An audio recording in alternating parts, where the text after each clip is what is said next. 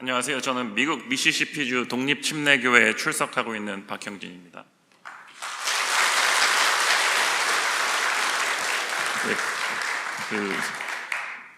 제 옆에 있는 자매는 제 아내 이룻 자매고요. 저희는 2년 전에 미국에서 결혼해서 함께 미국 독립침례교회 센트럴 베프티스트 처치라고 이 미시시피에 있는 교회에 함께 출석하고 사실 정동수 목사님의 설교를 바탕으로 독립침례교회가 가장 성경적인 교회고 신약교회라는 것을 깨닫고 미시시피주에서 독립침례교회에 함께 출석하고 있습니다. 아마 이 영상을 장로교회에 출석 중이신 저희 아버지께서 보실 것 같은데, 개역 성경으로 그리고 킹제임스 성경에 기반한 교리를 이해하고 죄를 시인하고 예수님을 받아들임으로써 구원을 받으신 아버지께서 언젠가 저희와 독립침례교회에 출석하고 킹제임스 성경을 함께 읽으셨으면 좋겠다는 소망을 가져봅니다. 지금은 영혼의 자유와 선택의 자유를 주장하시면서 장로교회에 출석하고 계신데, 아마 영혼의 자유를 주장하신다는 점에서 이미 절반 정도는 침례교인이 되신 것 같은데, 앞으로 이제 침례교 교리를 받아들이셔서 앞으로 함께 독립침례교회에 출석하셨으면 좋겠습니다. 사실 저는 간증을 한다는 것에 대해서 상당히 회의적이었습니다. 그 이유는 많은 간증이 신뢰할 수 없는 내용이 많다고 생각했기 때문입니다. 보통 간증이라고 하면 하나님의 음성을 듣거나 어떤 특별한 신비를 경험하고 천국을 봤다거나 지옥을 경험했다는 것을 비성경적인 것을 전하곤 했기 때문이었습니다. 아버지께서는 늘 간증은 50%의 사실과 50%의 거짓 포장으로 이루어져 있어 믿을 것이 못 된다고 하셨고, 저도 그런 주장에 동의했습니다. 하지만 간증 제안을 받고 사랑침례교회 성도님들, 사랑침례교회 형제 자매님들의 몇몇 간증 영상을 보고 생각이 많이 달라졌습니다. 하나같이 예수님을 믿고 진리의 말씀을 듣고 말씀을 통해 성화된 모습, 그리고 구원의 기쁨을 솔직하게 나누는 모습을 보면서 사랑침례교회 간증은 성경에 근거하지 않은 특별한 체험이 아니라 성경을 통해, 말씀을 통해 진리를 찾은 기쁨으로 100% 사실만을 고백한다는 것을 느꼈습니다. 저도 그 전통을 해치지 않기 위해 솔직하게 제 신앙 여정을 고백하고자 합니다. 처음 간증 제안을 받았을 때 그 제안을 정중하게 목사님께 거절했습니다. 그 이유는 제 신앙생활이 남들에게 나눌 만큼 특별하지 않다고 생각했기 때문입니다. 저는 모태신앙으로서 믿음의 가정에서 태어나 너무나 순탄하게 신앙생활을 해왔습니다. 제 할아버지의 할아버지이신 고조 할아버지께서는 황해도에서, 지금 북녘 땅인 황해도에서 조선시대 말기에 선교사님을 통해 복음을 듣고 그리스도인이 되셨고, 교회를 가정 집안을 교회로 이제 예배당으로 차리고 이제 많은 그리스도인들에게 복음을 전하셨습니다. 그 영향으로 저희 집안은 예수님을 믿는 집안이 되었습니다. 특히 제 할아버지께서는 믿음의 선조로서 저에게 신앙인의 모습이 어떤 것인지 바르게 보여주셨습니다. 일례로 할아버지께서 이제 중국에서 잠시 유학 생활을 하고 대학교에 졸업하시고 광복 직후 북한의 황해도로 돌아오셔서 중학교에서 여자 중학교에서 교사로 근무하고 계셨는데, 하루는 북한 노동당 간부가 지역 교원들의 사상 심사를 위해 학교에 방문한 적이 있었습니다. 당시 중학교 교사로 근무 중이셨던 할아버지에게 북한 노동당 간부가 프로필이 상당히 좋은데 예수를 혹시 버릴 수 없냐고 물었고, 할아버지는 평생 자신에게 경고로 주셨다고 생각하시던 말씀인 요한계시록 2장 4절, 그럼에도 불구하고 내가 너를 책망할 것이 조금 있나니 이는 내가 내 처음 사랑을 버렸기 때문이라. 이 말씀이 생각나 자기도 모르게 안 된다고, 예수를 버릴 수 없다고 당당히 고백하며 노동당 간부에게 불쌍한 놈 나가라는 핀잔을 들은 적이 있다고 하셨습니다. 그 이후 노동당 치하에서 신앙생활이 어렵다는 것을 깨달으시고 6.25 전쟁 전에 월남하셨습니다. 아마도 할아버지께서 아마 탈북자 제 1세대라고 하실 수 있겠는데요. 그 결단 덕분에 제가 여기 살아서 간증할 수 있는 것에 정말 감사하고 있습니다. 그리고 주님께도 정말 감사드리고 있습니다.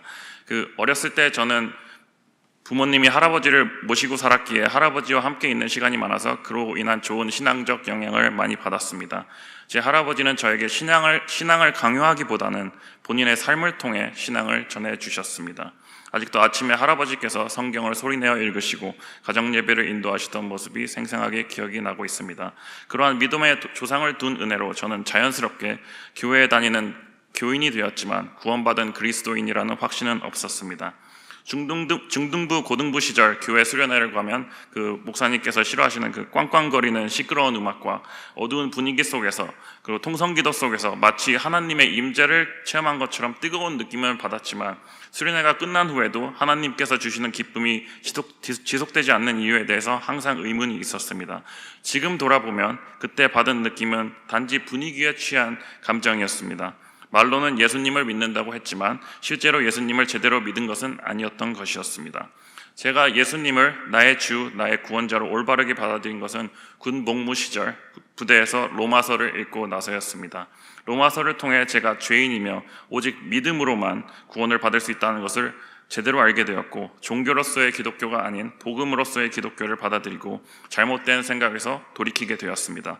남들처럼 특별하게 기쁨과 회개에 눈물을 보이는 그런 장면은 아니었지만 그러한 진리를 깨달음에 회개하고 감사를 하는 아주 뜻깊은 시간이었습니다.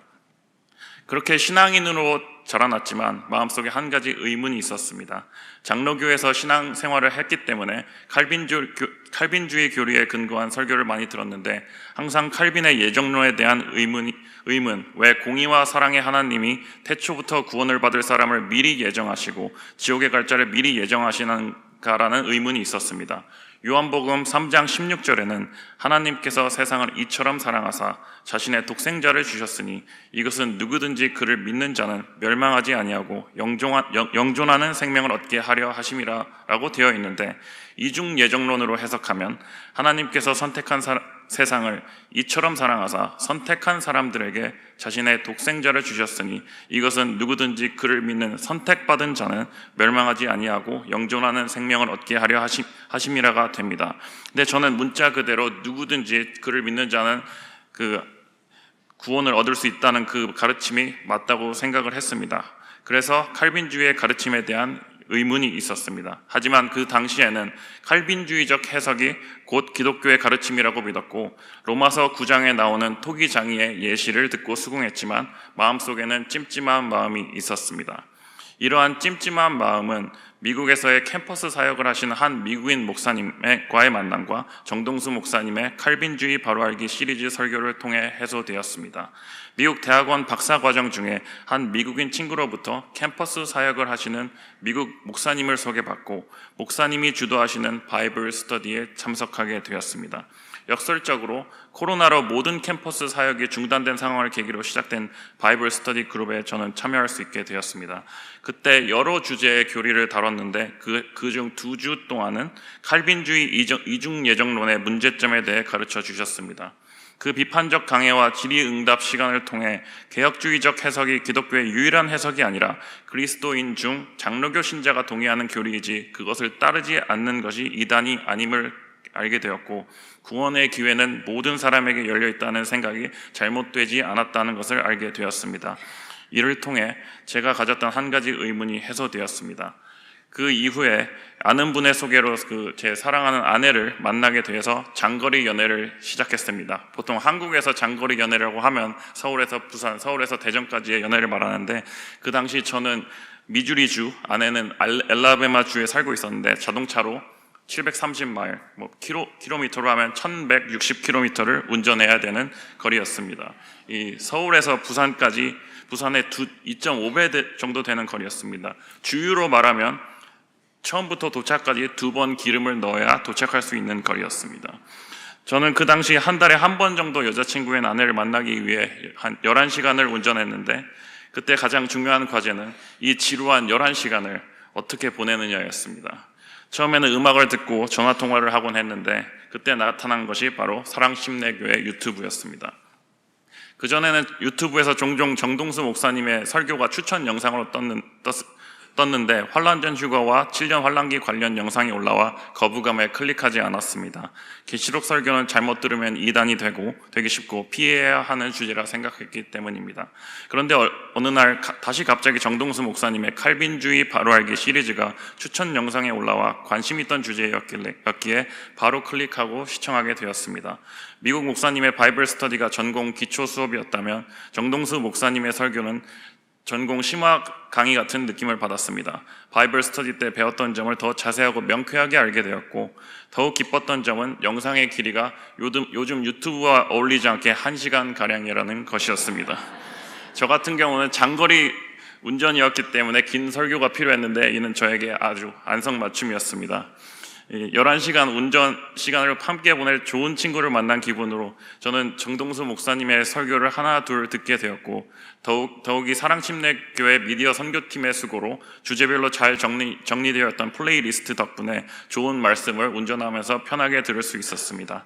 그 이후로는 설교를 들음으로써 자연스럽게 왜 킹제임스 성경이 올바른 사본에 근거한 섭리로 보존된 올바른 성경 버전인지, 요한계시록의 해석은 어떻게 해야 하는지, 영적 해석의 문제점과 올바른 성경 해석법 등에 대해 제대로 알게 되었습니다.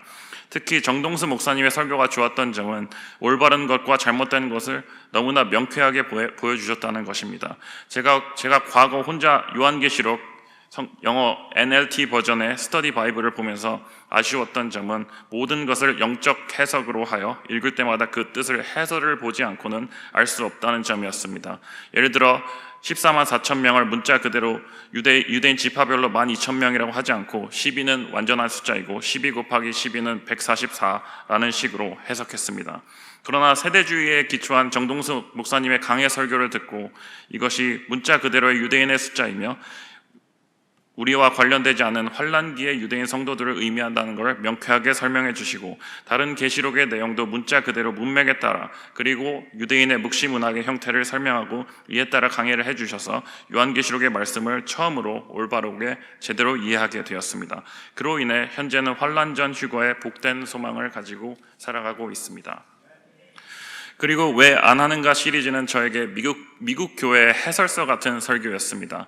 제가 다닌 미국 교회에는 통성기도를 안 하고 사도신경을 하지 않고 주기도문을 항상 외우지 않고 축도를 하지 않았는데 그 이유를 왜 안 하는가 시리즈를 통해서 제대로 알 수 있었습니다. 또한 목사님께서 바울의 설교를 성경과 대조 연구하던 베레아 성도를 언급하며 항상 자신의 말씀이 맞는지 성경으로 따져보라고 하셨는데, 그 말씀 이후 하나하나 성경을 보며 따져보는 습관을 가지게 되었습니다.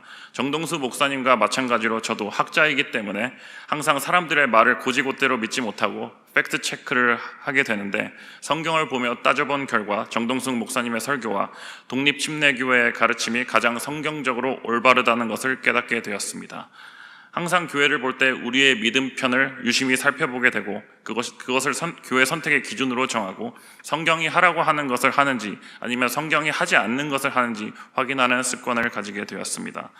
이러한 결과로 저는 과거 장로교인으로 유아 세례 후 입교 절차를 밟았었는데, 목사님의 설교와 성경을 보며 유아 세례가 아닌 믿음의 고백에 의거한 침례가 예수님과 초대교회 성도들이 보여주고 예수님이 명령한 것이라는 것을 깨닫고 2022년 3월에 침례를 받게 되었습니다.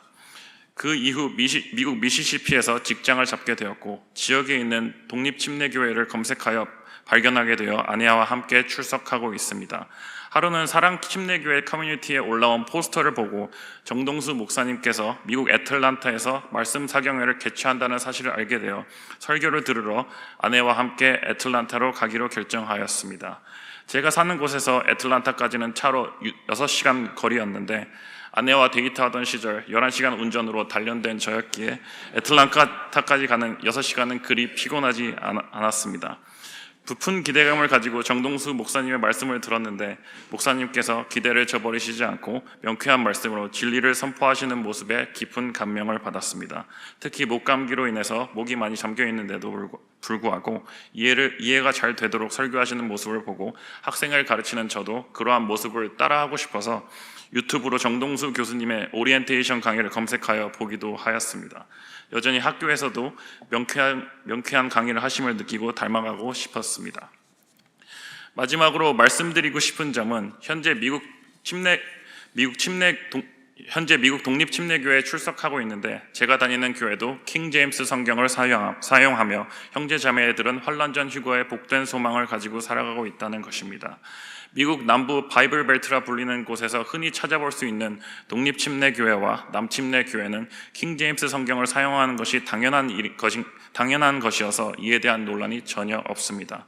하지만 한국 교회에서는 이러한 논란이 일어나고 있는 것을 보면 매우 안타깝습니다. 미국 독립침례교회 예배의 형식과 내용은 사랑침례교회 예배와 매우 비슷합니다. 사실 똑같습니다. 굳이 한 가지 다른 점을 꼽자면 사랑침례교회는 미디어 선교의 사명을 띠고 있어서 유튜브 시청에 맞춰 목사님이 제자리에 서서 화면에 흔들림이 없이 설교하시는데, 제가 다니고 있는 교회 목사님은 헤드 마이크를 착용하고 여기저기 돌아다니면서 이제 설교하신 점이 한 가지 차이라고 하면 할 수 있겠습니다. 미국에서는 정통 복음주의 기독교로 여겨지는 신약교회를 하는 독립침례교회와 같은 모습의 사랑침례교회가 한국에서는 이단 시비에 휘말리는 점이 저는 이해가 되지 않습니다. 저는 언제부턴가 진리 앞에 겸손하자라는 생각을 마음에 새기고 살고 있습니다. 내 편견을 고집하기보다는 내가 생각하는 것이 맞는지 항상 겸손하게 확인하고 따져보자는 생각을 가지고 살아가고 있습니다. 그 결과 우연한 기회에 하나님께서 현대 문명을 통해 정동수 목사님의 설교를 들어 진리를 알게 허락해 주셨습니다. 이런 기회를 허락해 주신 하나님께 감사드립니다. 마지막으로 정동수 목사님과 많은 형제 자매님, 사랑침례교회 형제 자매님들의 헌신과 노력 덕분에 저 멀리 미국 땅에서도 그리고 전 세계에서도 사랑침례교회 미디어 선교에 영향이 미치고 있다는 점을 말씀드리면서 이 간증을 마치도록 하겠습니다. 감사합니다.